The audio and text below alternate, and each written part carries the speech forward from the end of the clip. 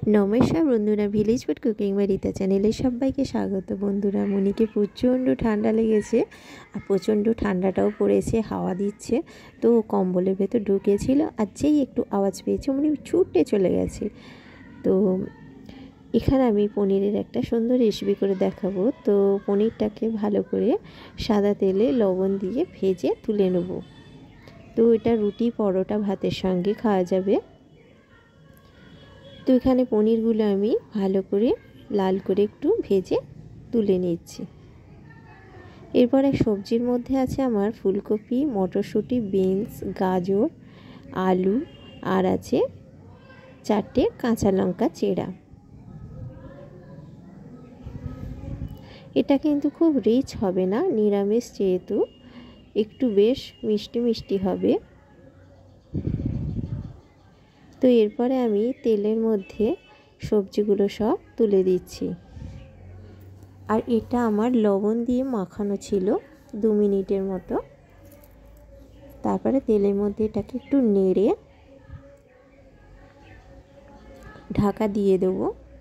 5 মিনিটের মতো ঢাকা দিয়ে রাখবো। তাহলে কি হবে, একটু নরম হয়ে যাবে আর লবণটা যে দেওয়া আছে সেটাও সবজির মধ্যে ঢুকে যাবে।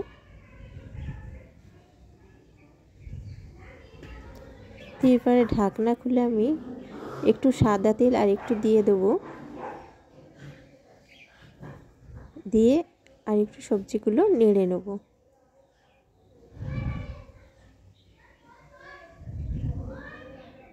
তো এরপরে আমি সব মশলাগুলো অ্যাড করব। ধনে গুঁড়ো, জিরে গুঁড়ো, হলুদ গুঁড়ো, গরম মশলার গুঁড়ো আর একটু পনিরের মশলা পাওয়া যাবে দোকানে, পনির মশলা একটু দিয়ে দেবো, না চাইলে নাও দিতে পারো।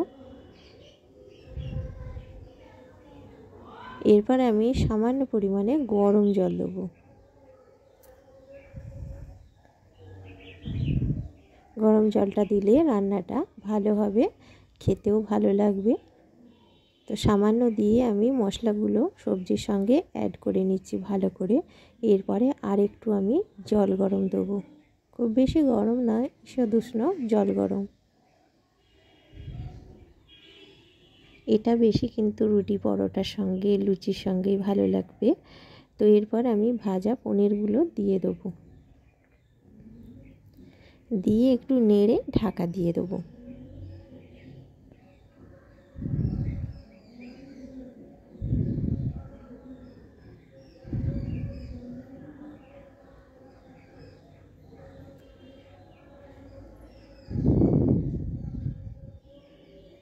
তো সবজিটা হয়ে গেছে, আমার পুরোপুরি হয়ে গেছে।